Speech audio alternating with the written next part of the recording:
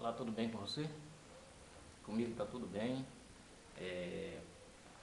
Neste momento nós vamos começar um estudo falando sobre o jubileu, né?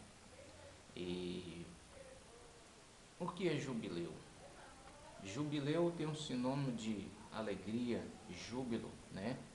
A Bíblia diz lá no livro de Lucas, capítulo 15, o versículo 10, que há festa no céu, há júbilo no céu por um pecador que se arrepende. Então, jubileu é um sinônimo de alegria, né? De maravilhas, bênçãos. Então, nós vamos estudar sobre o jubileu. Pegue a sua Bíblia lá, a minha Bíblia está aqui na mão. Pegue a sua Bíblia lá na prateleira, aonde estiver, e vamos estudar aqui sobre o jubileu, né? Lembrando que o jubileu no tempo dos israelitas, quando se passava 49 anos, era comemorado no jubileu, ou seja, de 49 em 49 anos é comemorado um jubileu. Sim, mas e hoje, né? E o jubileu hoje? Se torna, querido amigo, querida amiga, a mesma coisa, né?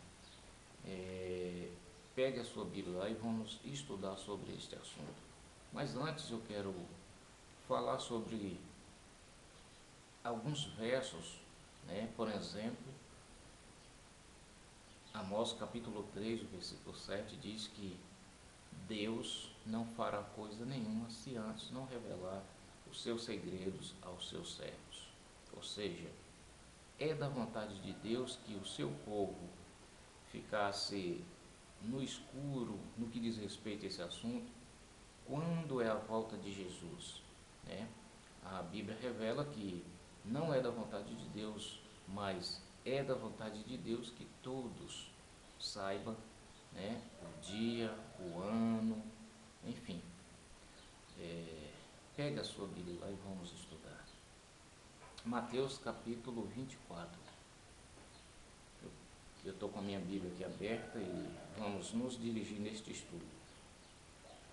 Mateus capítulo 24, o versículo é o 36. 24, o versículo 36. O versículo 36 diz o seguinte: mas a respeito daquele dia e hora, ninguém sabe, nem os anjos dos céus, nem o Filho, senão o Pai. A respeito daquele dia e hora, né? Só que aqui não foi dito o ano, não houve necessidade de falar do ano, né? Porque Deus é o seguinte, Deus trabalha de acordo a proximidade para com Ele. Ele vai revelando uma coisa de pouco. A Bíblia diz lá em Provérbios que a vereda do justo é como a luz da aurora, vem brilhando de pouco a pouco. Então, de maneira que eu me aproximo de Deus, é que Deus vai revelando de pouco a pouco o seu querer. Primeiramente, Deus, aqui foi dito que o dia e a hora ninguém sabe, nem os anjos do céu, nem o Filho, somente o Pai. Em primeiro lugar, nós devemos analisar uma coisa, que nessa época que Jesus estava na terra, Jesus não tinha ido para o Pai. Hoje, Jesus está sentado à direita do Pai. Hoje, Jesus sabe sim o dia e a hora dele vir. Por quê? Porque o Pai já revelou, é da vontade do Pai revelar para o seu Filho. E outra coisa é o dia e a hora. Veja bem, de acordo com a proximidade para com Deus, Ele vem revelando por etapa. Ele revela primeiro o ano, depois Ele revela o mês, depois Ele revela o dia Enfim, e de acordo com a minha proximidade para com Deus, Ele revela a hora. Concorda? Concorda comigo? Pois é. Então tá.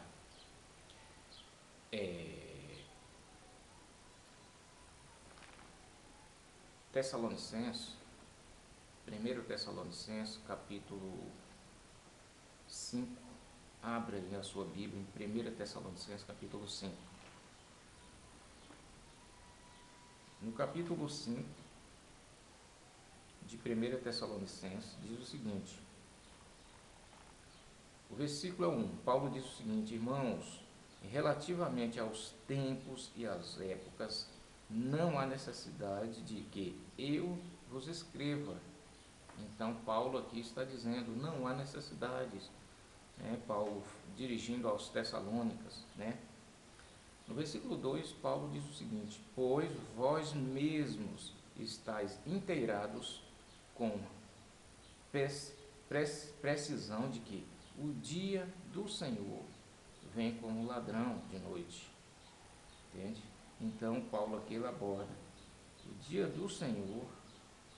Vós estáis inteirados, ou seja, está sabendo de que com o dia do Senhor ele virá, né, como ladrão de noite.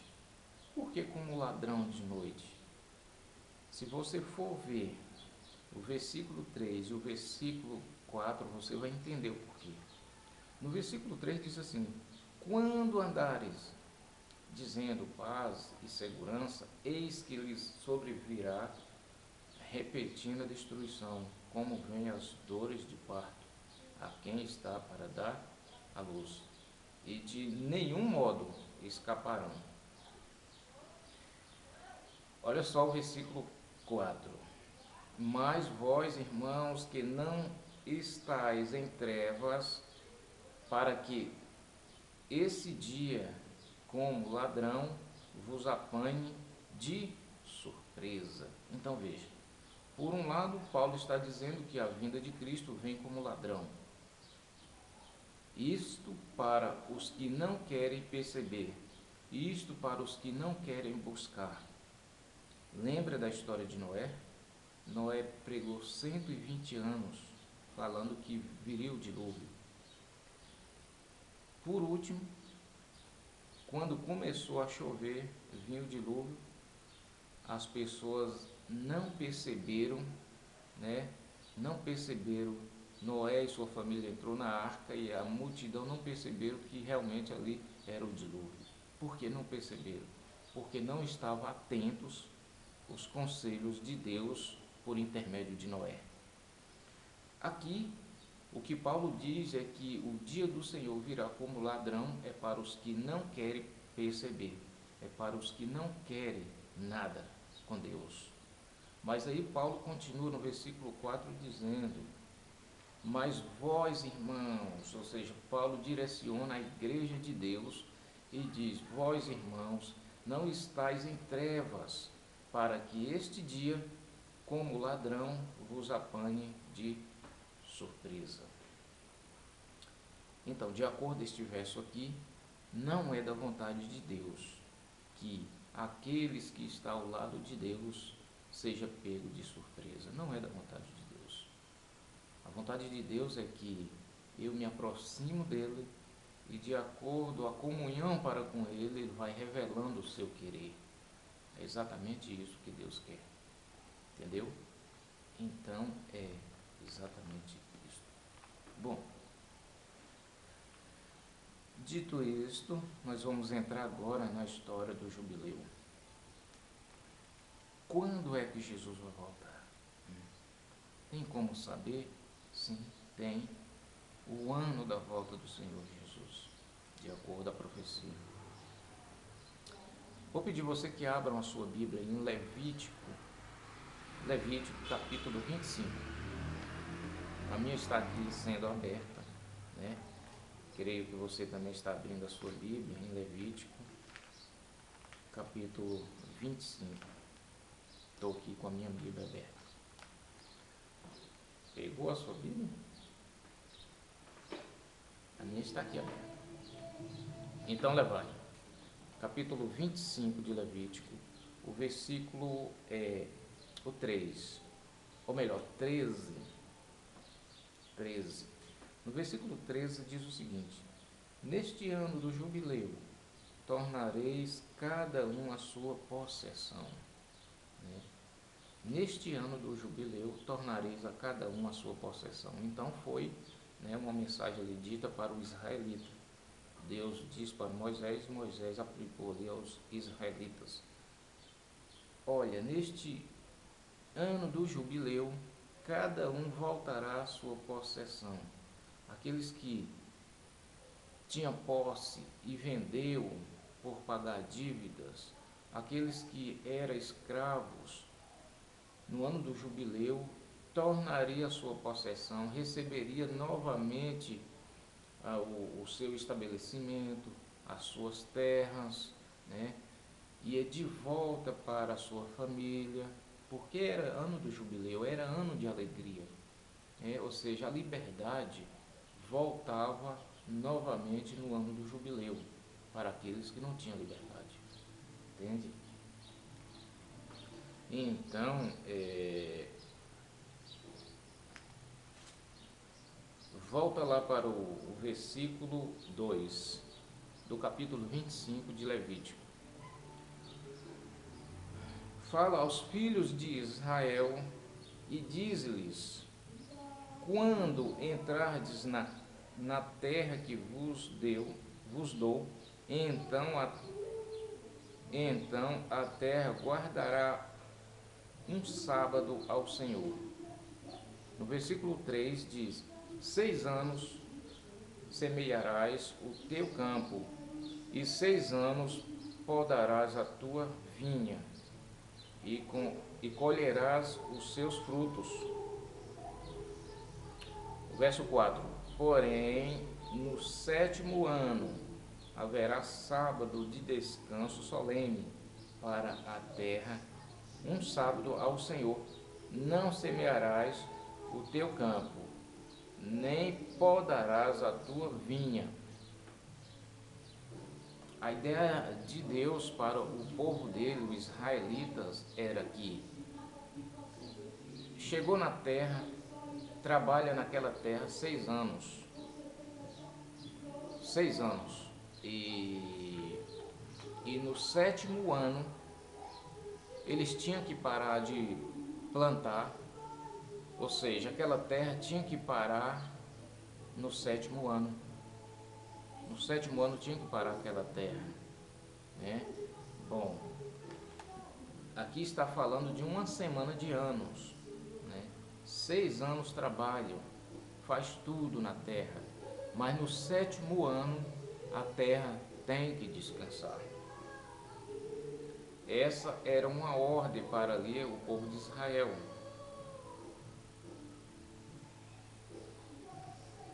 No versículo 8 do capítulo 25, olha só o que é que diz lá: contarás 7 semanas de anos, 7 vezes 7 anos, de maneira que os dias das 7 semanas de anos te serão 49 anos.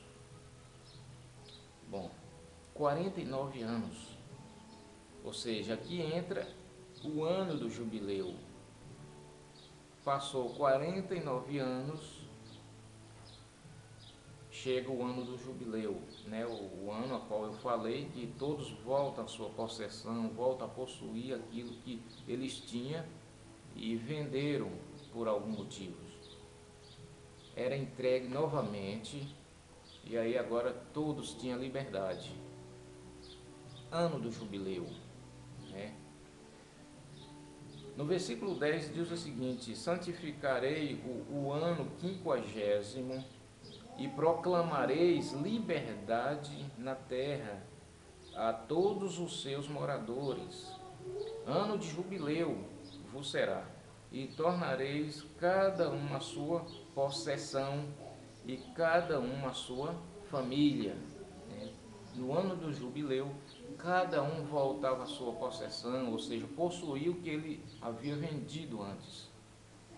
e voltava cada um à sua família. Ou seja, era ano de liberdade, era ano de maravilhas, né?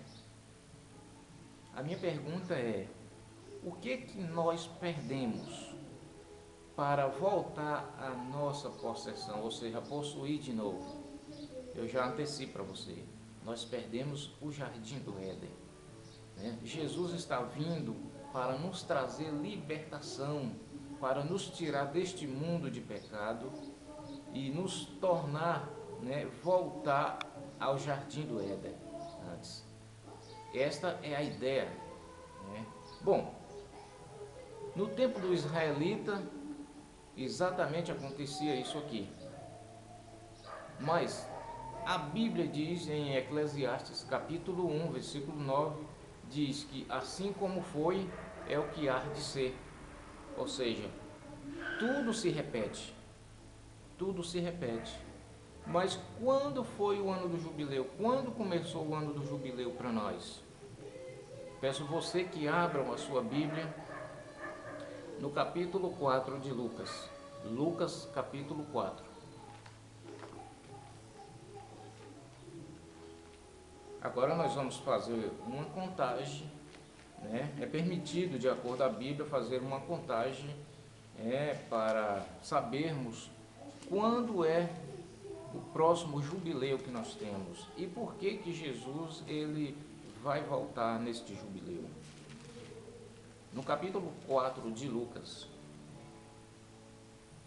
peço você que leia aí os versos, começando 16.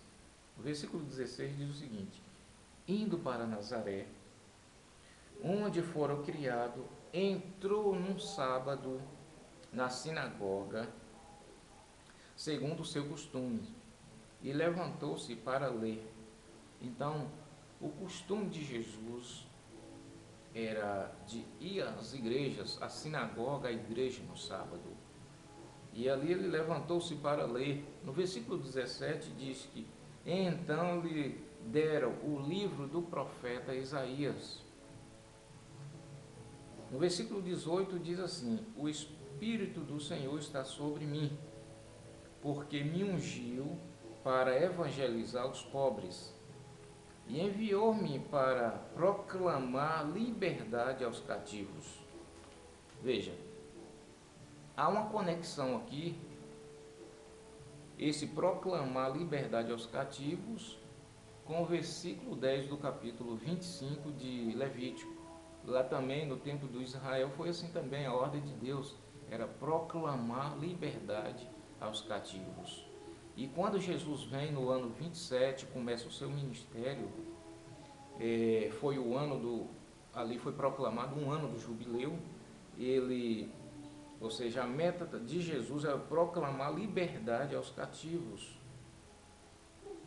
e restauração da vista aos cegos, para pôr em liberdade os oprimidos. Ou seja, Jesus no ano 27 começa o seu ministério e ele proclama um ano do jubileu.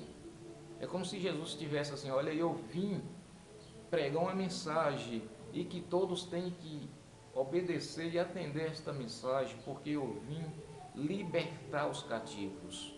Eu vim tirá-los deste mundo de pecado para uma liberdade para com Deus. Foi mais ou menos isso que Jesus disse. No versículo 19 diz o seguinte: e apregoar o ano aceitável do Senhor.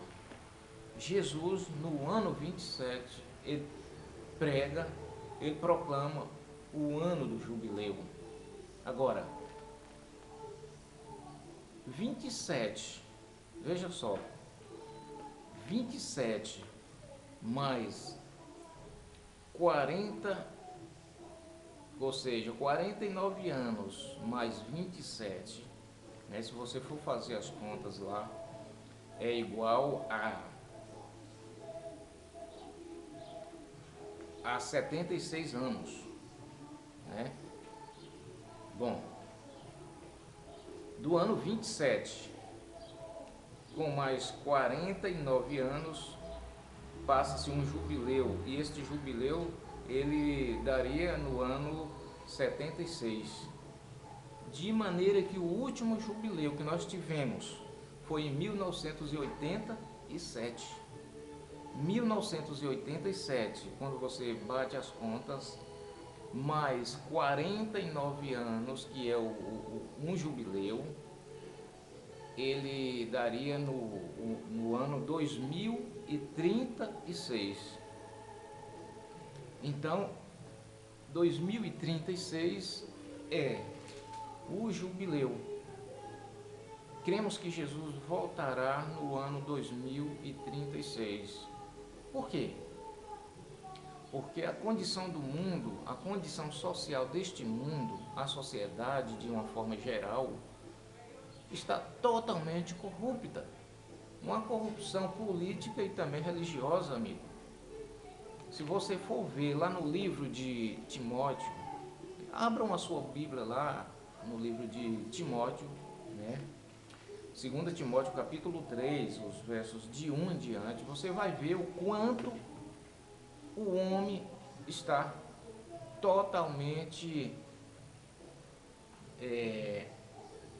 desobediente a Deus, desobediente à palavra de Deus, desobediente a tudo, né? Por isso que nós cremos que Jesus voltará em 2036. Querido amigo, aqui foi posto na leitura uma semana de anos, né? Trabalha 6 anos na terra, durante 6 anos. No 7º ano a terra tem que parar e descansar. Deus também nos deu uma semana de dias, né? Esta semana de dias nós trabalhamos durante 6 dias, começando do domingo, que é o primeiro dia da semana. No 7º para e descansa. É óbvio, está escrito na Bíblia, né? A Bíblia diz lá no livro de Êxodo que devemos trabalhar 6 dias, no 7º dia é o sábado do Senhor teu Deus. Êxodo capítulo 20, os versos de 8 em diante. Também há uma contagem de uma semana de milênio. 6.000 anos a terra está fazendo, 6.000 anos de pecado. No 7º 1.000 anos é necessário que essa terra descanse. Então, 6.000 anos ela está completando aí em 2036.